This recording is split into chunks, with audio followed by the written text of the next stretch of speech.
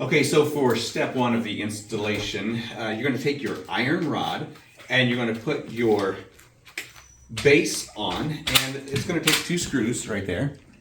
And then you're going to slide the middle bracket on there, and there is no fixed place for it right now. And then you're going to put your upper fixing head on, and it also has 2 screws. Then what we're going to do is we're just going to set this up against the wall. This is going to be our locking wall. And then step number 2 is to take a couple of these brackets right here, and the bracket just slides in just like that. Now there is a lock right here, so if you want to put that in, unlock it and pull that back out. So the next thing we're going to do is pull the sticker off of here, and then we're going to fix it to the wall where we want it, like that.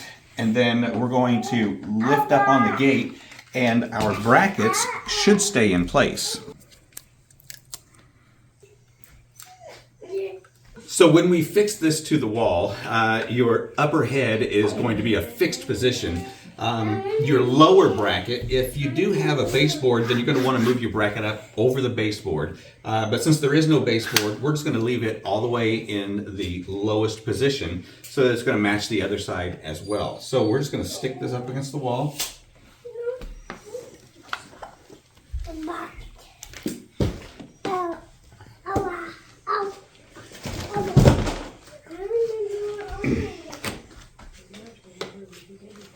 And then what we want to do is pull the gate off of the brackets. So I got my lock that I'm going to unlock here, and then we're just going to lift up.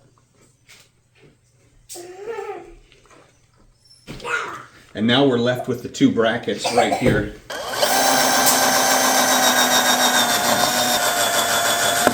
So what I did next was I went ahead and fastened my gate to that far wall. And I stretched it out and I've locked it into place, because what I want to do now is make sure that I get my receiving end in a position that doesn't leave a ripple in the fence. So sometimes what could happen is that if you are off a little bit and you're not making a straight line, you're going to get a little ripple in the fence. And so what I'm doing here is just pulling it out, and I'm going to get it right where I want it, and then I'm going to stick those brackets to the wall like we did on the other side. And then I'm going to release my gate, and I can release my gate, and I release my gate right here, just like that. Okay, so there's a release right here, just a trigger, and that's going to open that up. So I'm going to go ahead and pull. I've already inserted my brackets, so I'm going to pull the sticker off. So again, with this lower bracket, if you do have a baseboard, make sure you move it up over the baseboard. Since I don't have a baseboard, I'm going to leave it all the way down in the lowest position.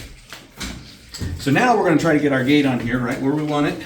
No ripples in the fence. All right, so we've got our brackets stuck to the wall, getting ready to lift our lock up and see if our brackets stay right where they're supposed to.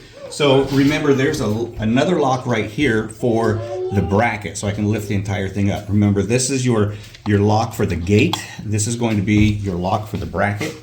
We're just going to move that, lift up, and the brackets stay in place. Super simple, easy to do. Now they're exactly in the position that you want them to be. Drill a couple holes, throw a couple screws, and then we'll put this back on. All right, so we've got our brackets secured to the wall. We're going to go ahead and put our closer on here.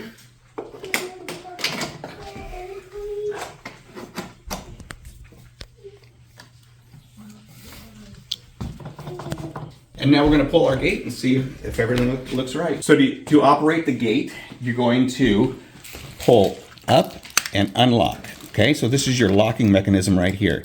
You're going to pull up, unlock it. I'm going to put it in the base first, and then lock it into place there just like that.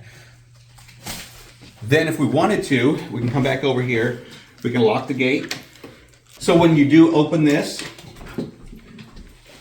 you can just leave the gate so that it doesn't retract back.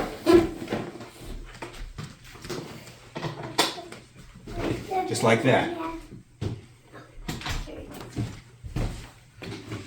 Put it in the base first.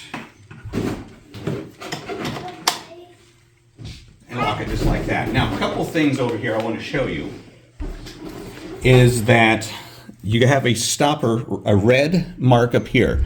This means stop. If I was to switch to release that, it's going to be go, okay? So that's open, that's closed. If I wanted to, I could pull this entire fence up and off if I needed to. But in most cases, you're just going to be moving the gate itself rather than the entire locking mechanism. So what we want here is ease of use. We want to be able to get in and out of this. If we're carrying a baby, we want to be able to do this with one hand. Now the fence will expand up to 200 inches. We got 103 inches right here. Now throughout the gate, they do have these reinforcements to keep your gate standing up rather than falling over the weight. So that's really nice to have that there. And if we were installing this outside, we would be able to secure this down to the ground with some of the other supplies that were provided for you.